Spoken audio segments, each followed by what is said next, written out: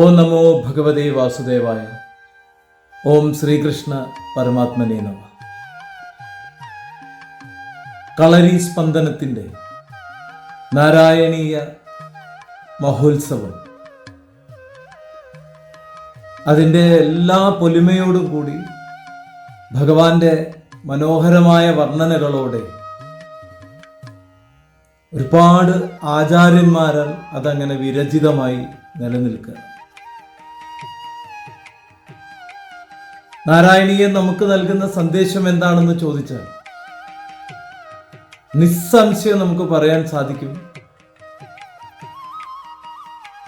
ഒരു മനുഷ്യന്റെ നന്മയെയും ഒരു മനുഷ്യൻ ഉണ്ടാകേണ്ട സമാധാനത്തിൻ്റെയും ശാന്തിയുടെയും ഒക്കെ ഒരു വിളനിലമാണ് യഥാർത്ഥത്തിൽ നാരായണീയൻ. മേൽപ്പത്തൂര് സ്വന്തം ശരീരത്തിന്റെ അസുഖം മാറ്റാനാണ് നാരായണീയം എഴുതിയതെങ്കിൽ അല്ലെങ്കിൽ ജപിച്ചതെങ്കിൽ, നമ്മളെല്ലാവരും നമ്മുടെ മാനസികമായിട്ടുള്ള വേദനകൾ മാറ്റാനും അസുഖങ്ങൾ മാറ്റാനും വേണ്ടിയിട്ടാണ് നമ്മളെല്ലാവരും നാരായണീയം ജപിക്കുന്നത്.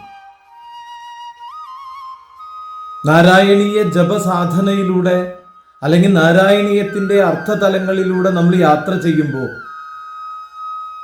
നമ്മുടെ ഉള്ളിൽ ഭഗവാൻ അങ്ങനെ കളിയാടുകയാണെന്നാണ് പറയുന്നത്. അപ്പൊ ഭഗവാന്റെ ആ മനോഹരമായ വർണ്ണന, അത് നമ്മളിൽ ഉണ്ടാക്കേണ്ട ചലനം എന്ന് പറയുന്നത് നമ്മളൊരു നിസ്വാർത്ഥനായി മാറുക എന്നുള്ളതാണ്. അതിനേക്കാളും അപ്പുറം ഒരു സേവന സന്നദ്ധനാവുന്ന ഒരു നിഷ്കാമ കർമ്മിയായിട്ട് മാറാൻ നമുക്ക് സാധിക്കുക എന്നുള്ളതാണ് നാരായണീയം സമ്പൂർണമായിട്ടും വായിക്കുമ്പോൾ നമ്മുടെ മനസ്സിൽ ഉണ്ടാകേണ്ട വികാരം. പക്ഷെ പലപ്പോഴും നമുക്ക് നഷ്ടപ്പെട്ടു പോകുന്നത് അതാണോ എന്ന് സംശയിക്കേണ്ടിയിരിക്കും. കുറ്റങ്ങളും കുറവുകളൊക്കെ കണ്ടെത്തി പരദൂഷണമെല്ലാം പറഞ്ഞ് നമ്മൾ നമ്മുടെ ജീവിതം അങ്ങനെ കഴിച്ചു കൂട്ടുമ്പോൾ നമുക്ക് നഷ്ടപ്പെട്ടു പോകുന്നത് നമ്മുടെ തന്നെ ജീവിതമാണ് എന്ന സത്യം നമ്മൾ പലപ്പോഴും അറിയാതെ പോകുന്നു എന്നാണ് എനിക്ക് തോന്നിയിട്ടുള്ളത്. നമ്മുടെ ഈ ആധ്യാത്മിക സാധനകളെല്ലാം നമുക്ക് നൽകുന്ന സന്ദേശം എന്ന് പറയുന്നത് അനിർവചനീയമായ ഭക്തിയെ ഉണ്ടാക്കുക എന്നുള്ളത് മാത്രമാണ്. അല്ല, മറ്റുള്ളവരുടെ ഉള്ളിലിരിക്കുന്ന ഈശ്വര ചൈതന്യത്തെ കാണാനും അവരുടെ ഉള്ളിൽ ഇരിക്കുന്നതും ഈശ്വരീയ ചൈതന്യമാണെന്ന് മനസ്സിലാക്കാനും ആ ഈശ്വരീയ ചൈതന്യത്തെ ജീവിതത്തിന്റെ ഗന്ധമാക്കി മാറ്റാനും മറ്റൊരാളെ കുറ്റം പറയുന്നതോ കുറവ് പറയുന്നതോ അല്ല എൻ്റെ ജീവിതം. അതിനേക്കാളും അപ്പുറം എൻ്റെ മാനസികമായ ജീവിതചര്യ എന്ന് പറയുന്നത് ധാർമ്മികമായ ഒരു ചട്ടക്കൂട് ഉണ്ടാക്കുക എന്നുള്ളതാണ് എന്നുകൂടി നമ്മളൊന്ന് ഓർത്തു വെക്കുന്നത് നല്ലതാണ്. നാരായണീയൻ നമുക്ക് നൽകുന്ന സന്ദേശവും അതാണ്. നാരായണീയത്തിലെ 100 ദശകങ്ങൾ നമ്മൾ ജപിച്ചു വന്നാൽ 100 ദശകങ്ങളും നമ്മുടെ ജീവിതത്തിന്റെ ഭാഗമാക്കി നിർത്തിയാൽ ആ 100 ദശകത്തിൽ നിന്ന് നമ്മൾ ആർജിച്ചെടുക്കുന്ന ശക്തി എന്ന് പറയുന്നത് ഒരാൾക്കും ഒരിക്കലും നിഷേധിക്കാൻ കഴിയാൻ പറ്റാത്ത രീതിയിലുള്ള ഒരു ആത്മവിശ്വാസമാണ്. അതായിരുന്നു മേൽപ്പത്തൂരിനുണ്ടായത്. മേൽപ്പത്തൂരിന്റെ അസുഖം മാറും, ഞാനിത് എഴുതി ജപിച്ചു കഴിഞ്ഞാൽ എൻ്റെ അസുഖം മാറും, ഭഗവാനെ പ്രദക്ഷിണം വെക്കാനും ഭഗവാന്റെ മുന്നിൽ ധൈര്യമായി നിന്ന് തൊഴാനും വീണ്ടും ഭഗവാന്റെ നാമങ്ങൾ ജപിക്കാനും എനിക്ക് സാധിക്കുമെന്ന മേൽപ്പത്തൂരിന്റെ അമിതമായ വിശ്വാസമായിരുന്നു നാരായണീയ രചനയുടെ അടിസ്ഥാനം എന്ന് പറയും. അങ്ങനെ നാരായണീയൻ രചിച്ചു കഴിഞ്ഞപ്പോൾ അസുഖം മാറുകയും ഭഗവാനെ സ്മരിക്കാൻ സാധിക്കുകയും ചെയ്തു. അപ്പൊ വലിയ ഒരു കഷ്ടപ്പാട്, ഒരു പരീക്ഷണം അത് ഭഗവാൻ നമുക്ക് നൽകിക്കൊണ്ടേയിരിക്കും. നമ്മുടെ ധർമ്മസങ്കടങ്ങളും ദുഃഖങ്ങളും ഒക്കെ മാറണമെങ്കിൽ വളരെ വലിയ ഒരു പരീക്ഷണം ഭഗവാൻ നടത്തിക്കൊണ്ടേയിരിക്കും. പരീക്ഷണത്തിൽ നമ്മൾ ജയിക്കുകയാണ് വേണ്ടത്. എങ്ങനെയാ? സമ്പൂർണമായ ക്ഷമയിലൂടെ, സമ്പൂർണമായ അർപ്പണബോധത്തോട് കൂടിയാണ് നമ്മൾ ജപിക്കുന്നതെങ്കിൽ തീർച്ചയായിട്ടും നമുക്ക് ആ ഒരു വലിയ സാധനയിലെത്താൻ സാധിക്കും എന്നതാണ് സത്യം. പക്ഷെ പലപ്പോഴും നമുക്ക് നഷ്ടപ്പെട്ടു പോകുന്നത് അതാണ്, ക്ഷമ എന്ന് പറയുന്നത്. അതില്ല നമുക്ക്. അതില്ലാത്തത് കൊണ്ട് നമുക്ക് നഷ്ടപ്പെട്ടു പോകുന്ന കുറേ കാര്യങ്ങളുണ്ട്. ഒന്നും രണ്ടൊന്നല്ല, വളരെ വേണ്ടപ്പെട്ട പല ബന്ധങ്ങളും പല സൗഹൃദങ്ങളും നമുക്ക് നഷ്ടപ്പെട്ടു പോകുന്നതിൻ്റെ കാരണം പോലും ക്ഷമയില്ലാത്തതാണെന്നല്ല. മക്കൾക്ക് പോലും ക്ഷമയില്ല. അച്ഛനും അമ്മയോട് ക്ഷമ കാണിക്കാൻ പറ്റുന്നില്ല. അച്ഛനോട് എപ്പോഴും ദേഷ്യപ്പെടുക, എപ്പോഴും കോപം, മറ്റുള്ളവരെ അമ്മയാണോ അച്ഛനാണോ എന്നൊന്നും നോക്കാതെ അധിക്ഷേപിക്കുക, ചീത്ത പറയുക. ഇതൊക്കെ ആ വ്യക്തിയിൽ ഉണ്ടാക്കുന്ന ചലനം എന്ന് പറയുന്നത് വലുതായിരിക്കും. ഇതിൽ നിന്നൊക്കെ നമുക്കൊരു ശാന്തിയും സമാധാനവും ഉണ്ടാക്കാൻ വേണ്ടിയിട്ടുള്ളതാണ് നാരായണീയം പോലെയുള്ള ആധ്യാത്മിക ഗ്രന്ഥങ്ങൾ എന്ന് പറയുന്നത്. 1 മുതൽ 100 ദശകം വരെ എത്തി നിൽക്കുമ്പോൾ മേൽപ്പത്തൂരിന്റെ ഒരു ഏകാഗ്ര തപസ്സുണ്ട്. നമ്മൾ കാണാതെ പോയിക്കൂടാതെ ഒരൊറ്റ കേന്ദ്ര ബിന്ദുവിനെ മാത്രം, ഭഗവാൻ എന്ന് പറയുന്ന ആ ഒരു സത്യത്തെ മാത്രം മുൻനിർത്തിക്കൊണ്ടുള്ള മേൽപ്പത്തൂരിന്റെ ഒരു ഏകാഗ്ര തപസ്. ശരിക്കും 100ാമത്തെ ദശകം നമ്മൾ എത്തുമ്പോൾ, ഭഗവാന്റെ ആ കേശാദിപാത വർണ്ണനയിൽ എത്തുമ്പോൾ നമുക്കത് മനസ്സിലാവും. ആ ഏകാഗ്ര തപസ് ശരിക്കും പറഞ്ഞാൽ ഭാഗവതത്തിന്റെ ഒരു അനുക്രമമായിട്ടാണ് നാരായണീയം മുന്നിൽ വന്നിട്ടുള്ളത്. അപ്പോൾ ശരിക്കും അതിൻ്റെ ആ ഒരു ഏകാഗ്ര തപസ് കൊണ്ട് ഗുരുവായൂരപ്പൻ സന്തുഷ്ടനാവുന്നു എന്നുള്ളതാണ് നാരായണീയത്തിന്റെ അടിസ്ഥാനം എന്ന് പറയുന്നത്. ഏകാഗ്ര തപസ് എനിക്കോ നിങ്ങൾക്കൊക്കെ ഉണ്ടെങ്കിൽ ഗുരുവായൂരപ്പന്റെ ആ ഒരു അനുഗ്രഹം നമ്മളിൽ വന്നു ചേരും. ചിലപ്പോൾ ഒറ്റയടിക്ക് കിട്ടിയെന്നൊന്നും വരില്ല. കുറച്ച് വിഷമങ്ങളൊക്കെ ഉണ്ടാവാം, കുറച്ച് സങ്കടങ്ങളൊക്കെ ഉണ്ടാവാം. പക്ഷെ നമ്മൾ അവിടെ എത്തും, യാതൊരു സംശയവുമില്ല. ആ ദിവ്യദർശനം, മേൽപ്പത്തൂരിന് കൊടുത്തിട്ടുള്ള ആ ദിവ്യദർശനത്തെ 100ാമത്തെ ദശകത്തിലൂടെ എത്ര മനോഹരമായിട്ടാണ് വർണ്ണിച്ചിട്ടുള്ളത് എന്നുള്ള ആലോചിക്കണം. ഏറ്റവും ഇടതൂർന്ന് നിൽക്കുന്ന കായാമ്പൂക്കൾക്ക് തുല്യം മനോഹരമായ ഒരു പ്രകാശം ഞാൻ മുമ്പിൽ കാണുന്നുവെന്നും ഞാൻ അമൃതാഭിഷേകം അനുഭവിച്ചു കഴിഞ്ഞുവെന്നും തദാനന്തരം ആ തേജസ്സിന്റെ നടുവിൽ യൗവനാരംഭം കൊണ്ട് സുന്ദരവും പരമാനന്ദമാകുന്ന രസം ആസ്വദിച്ചു കോൾമയർ കൊണ്ട സകല അവയവങ്ങളോടും കൂടിയ ശ്രീനാരദൻ മുതലായ മഹർഷിമാരാലും മിന്നിത്തിളങ്ങിക്കൊണ്ട് അടുത്തു നിൽക്കുന്ന സുന്ദരീ സമൂഹങ്ങളാലും ഞാൻ ആ ഭഗവാനെ അങ്ങനെ എൻ്റെ മനസ്സിനുള്ളിൽ അങ്ങനെ നിറഞ്ഞു കാണുക. എത്ര മനോഹരമായിട്ടുള്ള വർണ്ണനയെ നോക്കൂ. ഒരു ഭഗവാന്റെ ആ കേശാദിപാത വർണ്ണനയിൽ എത്തുമ്പോൾ ഉള്ളത് നോക്കി. ഏറ്റവും ഇടതൂർന്നു നിൽക്കുന്ന കായാമ്പൂക്കൾക്ക് തുല്യമാണ് ഭഗവാൻ. ഹരേ കൃഷ്ണ. ഏറ്റവും ആ കായാമ്പൂ പൂക്കൾക്ക് പോലും ഉള്ള ആ ഒരു ഭംഗിയെ മനോഹരമായിട്ടാണ് മുന്നിൽ വന്ന് നിൽക്കുമ്പോൾ കാണുന്ന കാഴ്ചയാണ് ഈ പറയുന്നത്. ദർശനത്തിന് കൊടുക്കാൻ വേണ്ടി മുന്നിൽ വന്ന് നിൽക്കുമ്പോൾ അമൃതാഭിഷേകം അനുഭവിച്ചു കഴിഞ്ഞ് ആ തേജസ്സിന്റെ നടുവിൽ യൗവനാരംഭം കൊണ്ട് സുന്ദരമായിട്ടുള്ള ആ ഒരു വലിയ സൗന്ദര്യധാമത്തെയും എനിക്ക് കാണാൻ കഴിഞ്ഞു എന്ന് മേൽപ്പത്തൂർ എത്ര മനോഹരമായിട്ടാണ് വർണ്ണിച്ചിട്ടുള്ളത് നോക്കുക. ശ്രീകോവിലിനുള്ളിൽ അതിമഹത്തായ ഒരു നീല ജ്യോതിസ് പ്രത്യക്ഷപ്പെടുന്നു എന്നും അതുകൊണ്ട് തന്നെ മേൽപ്പത്തൂര് അത് അമൃതിൽ ആറാടുന്നതിന് തുല്യമാണ് എന്നും മനോഹരമായിട്ടാണ് അതിൽ വർണ്ണിക്കുന്നത്. അപ്പൊ നമ്മൾ കാണേണ്ട കുറെ കാഴ്ചകളില്ലേ ഭഗവാന്റെ ആ ഒരു എന്താ പറയുക മനോഹരമായ കാഴ്ചയെ എത്ര ഭംഗിയായിട്ടാണ് വർണ്ണിച്ചിരിക്കുന്നത്. നമുക്ക് നിർവചിക്കാൻ കഴിയുന്നതിനേക്കാളും അപ്പുറമല്ലേ. അപ്പൊ അതുകൊണ്ടാണ് ഒരു കഠിന തപസ്സുണ്ടെങ്കിൽ നമുക്കിതെല്ലാം നേടിയെടുക്കാൻ സാധിക്കുമെന്ന സത്യത്തെ തുറന്നു കാണിക്കുന്നതാണ് ഈ നാരായണീയത്തിന്റെ അവസാന ദശകത്തിൽ എത്തുന്നത്. ശരിക്കും അതിൻ്റെ ഒരു മനോഹര വർണ്ണന 2ാമത്തെ ശ്ലോകത്തിൽ പറയുന്നത് നോക്കൂ.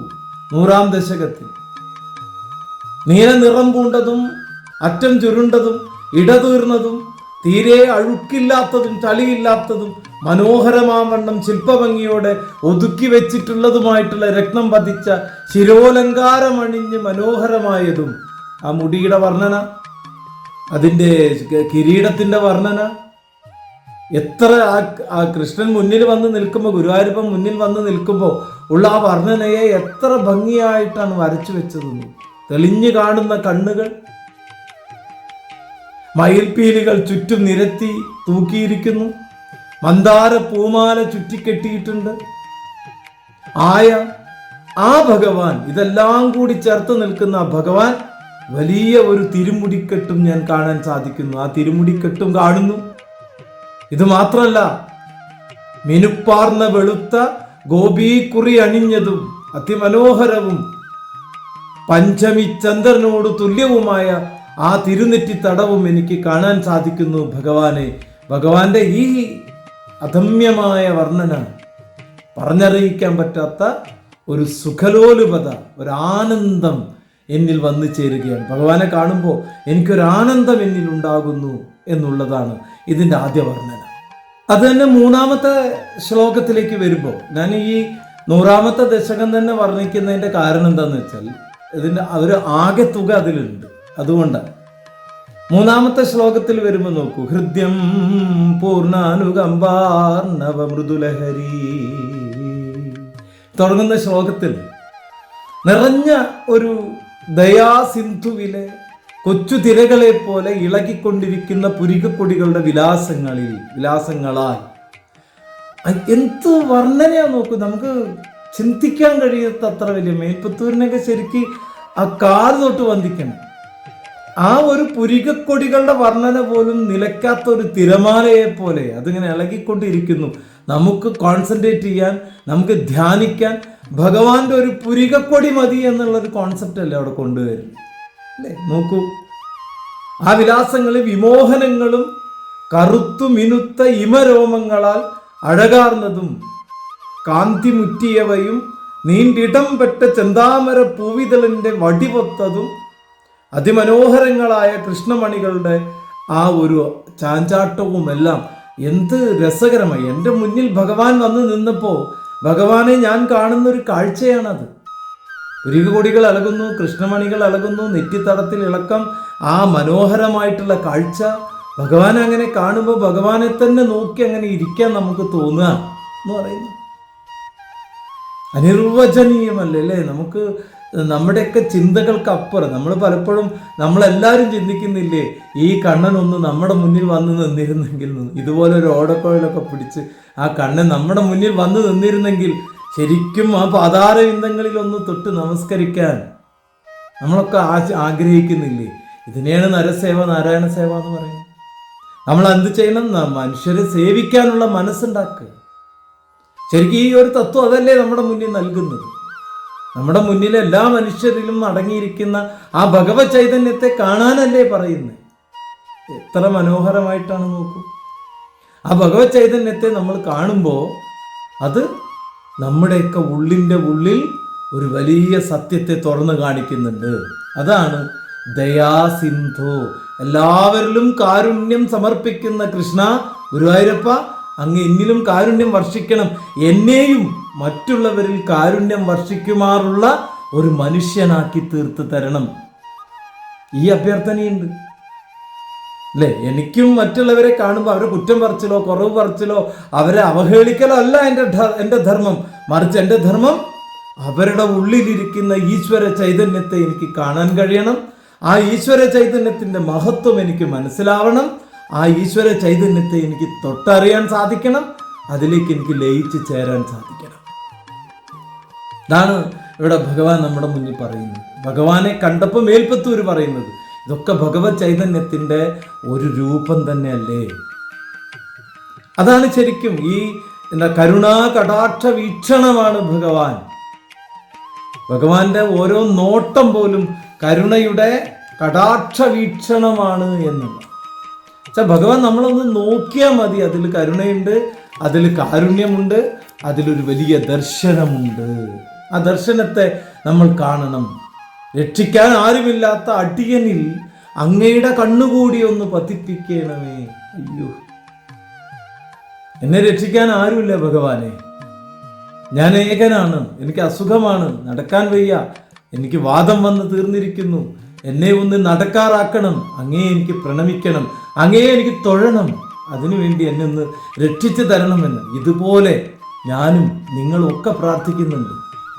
ഭഗവാനോട് നിരന്തരമായി നമ്മൾ പ്രാർത്ഥിക്കുന്നുണ്ട്. ഭഗവാനെ എങ്ങനെയെങ്കിലും ഒന്ന് രക്ഷിച്ചു തരണേ, എല്ലാ ആപത്തുകളിൽ നിന്നും കഷ്ടപ്പാടുകളിൽ നിന്നും രക്ഷിച്ച ഒരു സാധാരണ മനുഷ്യനെ പോലെ ജീവിക്കാനുള്ള ഒരു മാനസികമായ ചിന്തയിലേക്ക് ഞങ്ങളെ ഒന്ന് എത്തിച്ചു തരണേ എന്ന് നമ്മൾ നിരന്തരമായി പ്രാർത്ഥിക്കുകയാണ്. ആ പ്രാർത്ഥനയാണ് ഇവിടെ ആവശ്യം.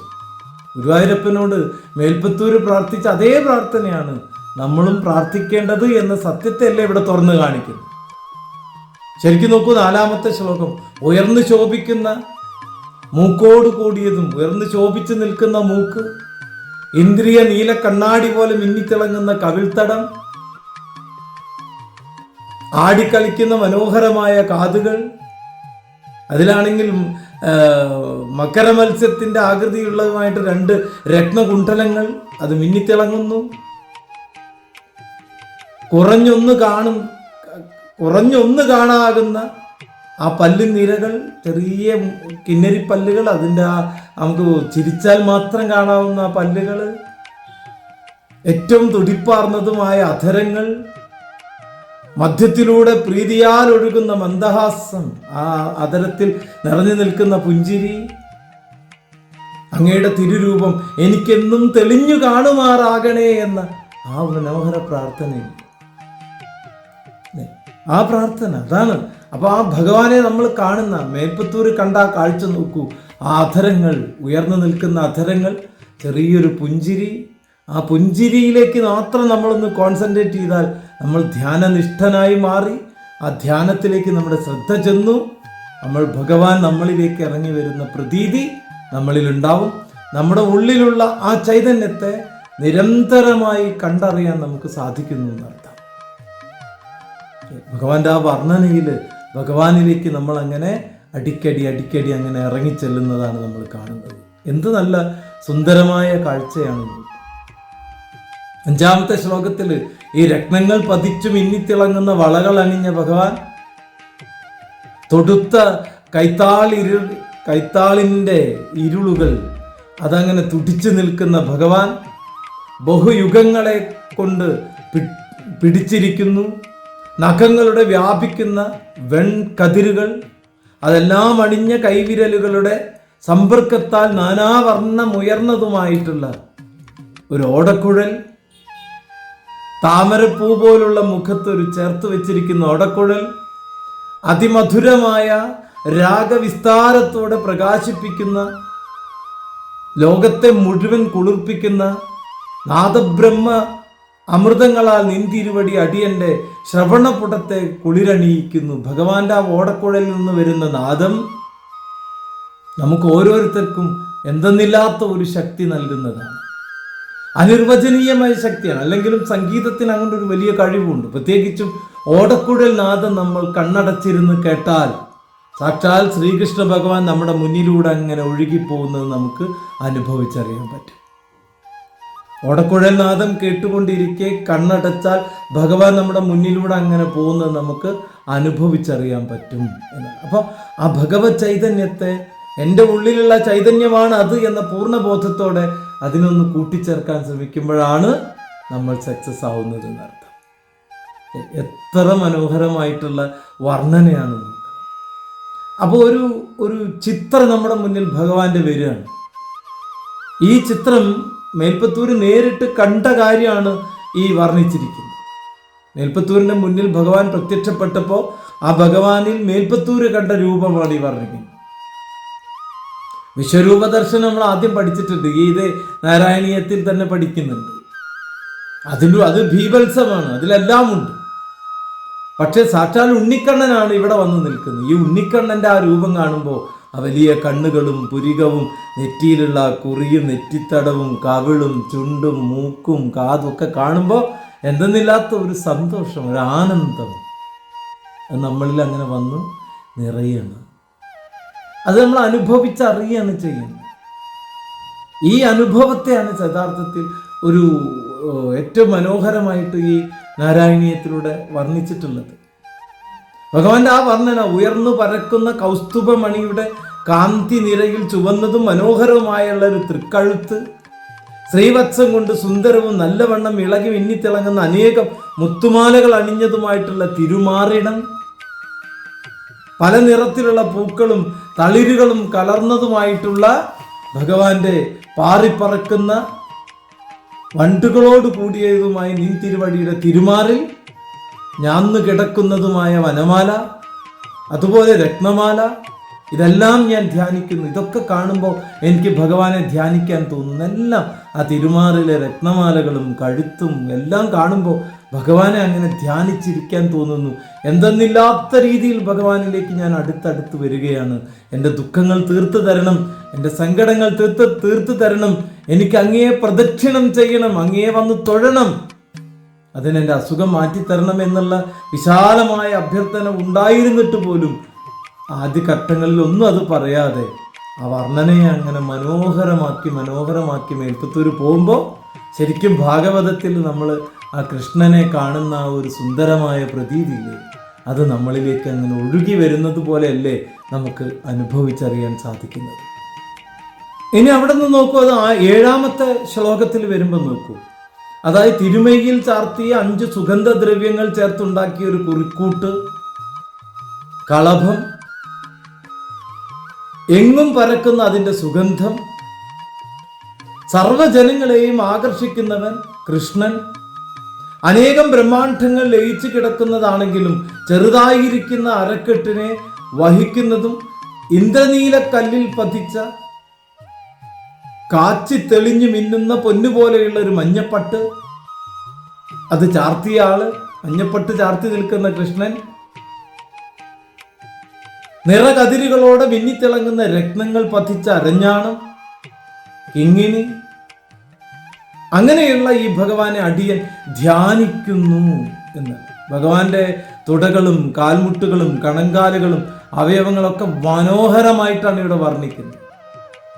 ശരിക്കും പറഞ്ഞാൽ ഈ വർണ്ണന നമ്മൾ കേൾക്കുമ്പോൾ മേൽപ്പത്തൂര് നേരിട്ട് കണ്ട ആ ഭഗവാനെ ഇത്തരത്തിൽ വർണ്ണിച്ച് കാണിക്കുമ്പോൾ ആ ഭഗവാൻ നമ്മുടെ കൂടെ ഉണ്ട് എന്നുള്ളൊരു തോന്നലുണ്ടാവുമല്ലോ. എത്രയും മനോഹരമായിട്ടുള്ള ആ ഭഗവാൻ, മഞ്ഞപ്പട്ടൊക്കെ കൊടുത്ത അരക്കെട്ടൊക്കെ വെട്ടിത്തിളങ്ങുന്ന നല്ല തുടകളും കാൽമുട്ടുകളും കാൽപാദങ്ങളും മാറിടവും എല്ലാമുള്ള ആ ഭഗവാൻ കൃഷ്ണൻ യഥാർത്ഥ രൂപത്തിൽ നമ്മുടെ മുന്നിൽ അങ്ങനെ വന്നു നിൽക്കുമ്പോൾ നമ്മൾ എന്തെന്നില്ലാതെ നമ്മുടെ കൈകൾ അങ്ങനെ കൂപ്പിത്തൊഴുതുകൊണ്ട് നിൽക്കും. കാരണം ആ വർണ്ണനയുടെ മഹത്വം അത്ര വലുതാണ്. കാരണം എന്താണെന്നറിയോ, അത് നമ്മുടെ ഹൃദയത്തിലാണ് വന്ന് മുട്ടുന്നത്. ആ ഭഗവത് സ്മരണ നമ്മുടെ ഹൃദയത്തിൽ വന്ന് അങ്ങനെ മുട്ടുകയാണ്, ഹൃദയാന്തർനാളത്തിൽ അങ്ങനെ അത് വന്ന് പതിക്കുകയാണ് ചെയ്യുന്നത്. അപ്പൊ ഭഗവാൻ നമ്മളിലേക്ക് ഇറങ്ങി വരുന്നു എന്നർത്ഥം. അതിന്റെ രസം, ഭഗവാൻ കയറി വരികയല്ല, ഇറങ്ങി വരികയാണ്, നമ്മളിലേക്ക് വരികയാണ്. നമ്മളിലേക്ക് ഭഗവാൻ വരുമ്പോൾ ഉണ്ടാവുന്ന ആ ഒരു സുഖത്തെ എത്ര നന്നായിട്ടാണ് വർണ്ണിച്ചിരിക്കുന്നത്. 8ാമത്തെ ശ്ലോകത്തിൽ നോക്കൂ. മനോഹരങ്ങളും തടിച്ചവയും കനത്തു മിനുത്ത് കാന്തിയാർന്നവയും ശ്രീ ഭഗവതിയുടെ മനം കവരുന്നവയും ലോകത്തിന്റെ മനസ്സിന് ക്ഷോഭം സംഭവിച്ചേക്കുമോ എന്ന് ശങ്കിച്ച മട്ടെന്ന പോലെ എല്ലായ്പ്പോഴും മഞ്ഞപ്പട്ടുകൊണ്ട് മുഴുവൻ മൂടിയവയും ആയ നിൻ തിരുവടിയുടെ 2 തുടകളുടെയും നമസ്കരിക്കുന്ന ഭക്തന്മാരുടെ മുമ്പിൽ വെക്കുവാനായി സകലാഭിഷ്ട വസ്തുക്കളും കരുതി വെച്ചിട്ടുള്ള മണിച്ചെപ്പുകളോ എന്ന് തോന്നും വിധം മിന്നിത്തിളങ്ങുന്ന 2 കാൽമുട്ടുകളെയും ക്രമത്തിൽ മേലോട്ട് വണ്ണം കൂടി മനോഹരങ്ങളായിരിക്കുന്ന 2 കണങ്കാലുകളെയും വഴി പോലെയാണ് ഭഗവാനെ വർണ്ണിച്ചിരിക്കുന്നത്, അല്ലെങ്കിൽ ചിന്തിച്ചിരിക്കുന്നത് എന്നുള്ളതാണ്. മനോഹരമായ വർണ്ണനയാണ്, എന്തെന്നില്ലാത്തൊരു വർണ്ണനയാണ്. കാരണം ഭഗവാന്റെ ഈ ചിത്രത്തെ ഇതിലേറെ ഇനി എങ്ങനെ വർണ്ണിക്കുമെന്നുള്ളതാണ്. അതാണ് മേൽപ്പത്തൂരിന്റെ പ്രത്യേകതയായിട്ട് എനിക്ക് തോന്നുന്നത്. കാരണം ഒരു വർണ്ണന എന്ന് പറയുന്നത് എപ്പോഴും കുറച്ച് പ്രയാസമുള്ള കാര്യം. നമുക്ക് വർണ്ണിക്കാൻ സാധിക്കും, നമുക്കുള്ളതിനേക്കാളൊക്കെ കൂടുതലാണ് നമ്മൾ പറയും. പക്ഷെ ഇവിടെ യഥാർത്ഥത്തിൽ മേൽപ്പത്തൂർ കണ്ടതാണ് പറയുന്നത്. ഇതാണ് ഭഗവാൻ എന്നാണ് പറയുന്നത്. അപ്പൊ ആ ഭഗവത് സ്വരൂപത്തെയാണ് ഇവിടെ നമ്മുടെ മുന്നിൽ മനോഹരമായ ആ സുന്ദരമായ കാൽമുട്ട്, അതിൻ്റെ അടിയിലുള്ള കണങ്കാല്, അതിൻ്റെ മുകളിലുള്ള തുടഭാഗം, അരക്കെട്ട്, മാറിടം, വയറ്, മൂക്ക്, കണ്ണ്, പുരികം, നെറ്റിത്തടം, കവിൾത്തടം. ഇങ്ങോട്ട് നോക്കൂ, ഭഗവാനെ എന്ത് രസകരമായിട്ട് ഒരു യഥാർത്ഥത്തിൽ ഒരു കലാകാരൻ എങ്ങനെയാണോ ഒരു ഭഗവാന്റെ ചിത്രം വരച്ചു വെക്കുന്നത്, അതിനേക്കാളും മനോഹരമായിട്ടുള്ള ജീവനുള്ള ഭഗവാനെ നമ്മുടെ മുന്നിൽ അങ്ങനെ തുറന്ന് കാണിച്ചു വെച്ചിരിക്കുകയല്ലേ യഥാർത്ഥത്തിൽ, അല്ലേ? അത്ര സുന്ദരമായിട്ടാണ് ഭഗവാനെ ഇവിടെ വർണ്ണിച്ച് നമ്മുടെ മുന്നിൽ തരുന്നത്. ആ വർണ്ണന എന്ന് പറയുന്നത് ഒരു ചെറിയതല്ല, അനിർവചനീയം എന്നൊക്കെ അതുകൊണ്ടാണ് അതിനെ പറയുന്നത്. കാരണം നമുക്ക് ആർക്കും ഒരു 10 പ്രാവശ്യം അനിർവചനീയം എന്ന് പറഞ്ഞാൽ പോലും അതിൽ തെറ്റില്ല എന്ന് എനിക്ക് തോന്നുന്നു. അത്ര രസാവഹമായിട്ടാണ് ഇതിൻ്റെ വർണ്ണന ഇവിടെ കൊടുത്തിട്ടുള്ളത് എന്നർത്ഥം. അങ്ങനെ നമ്മൾ അങ്ങനെ കാണണം. നീ നോക്കൂ, ഇതിൻ്റെ 9ാമത്തെ ശ്ലോകത്തിൽ അതാണ് ഏറ്റവും രസകരം. കാരണം നമ്മളൊക്കെ ആഗ്രഹിക്കുന്ന ഒരു കാര്യമല്ലേ തൃപ്പാദ ഭജനം എന്ന് പറയുന്നത്. ഭഗവാന്റെ പാദത്തിൽ ഇരുന്ന് ഭജിക്കാനാണ് എല്ലാവർക്കും ഇഷ്ടം. എല്ലാവരും ഇഷ്ടപ്പെടേണ്ടത്, എല്ലാവരും ചെയ്യുന്നതും അത് തന്നെ. ഭഗവാന്റെ മുന്നിൽ ഉയർന്നു നിന്നിട്ടല്ല, ഭഗവാന്റെ പാദത്തിൽ ഇരുന്നിട്ടാണ് ഭജനം. നന്മയുളവാക്കുന്നതാണ് ഭഗവാന്റെ മധുര മനോജ്ഞമായ നാമങ്ങൾ. അത് പറഞ്ഞുകൊണ്ടിരിക്കുന്നു. കാൽച്ചിലമ്പിനെയും മായയിൽ മുങ്ങിത്താണ് കാണുന്ന ഭക്തഹൃദയമാകുന്ന മന്ദാര പർവ്വതത്തെ പൊക്കിയെടുക്കുന്ന ആമയായിട്ടുള്ള ആ പുറവടിയെയും, ആ കാലിൻ്റെ ഏറ്റവും താഴെയുള്ള ആ പുറംവടി, അതൊരു മനോഹരമായ ആമയായിട്ട് കൂർമ്മമായിട്ടാണ് വർണ്ണിച്ചിരിക്കുന്നത്. അത്ര രസകരമായിട്ടാണ് അതിൻ്റെ വർണ്ണന.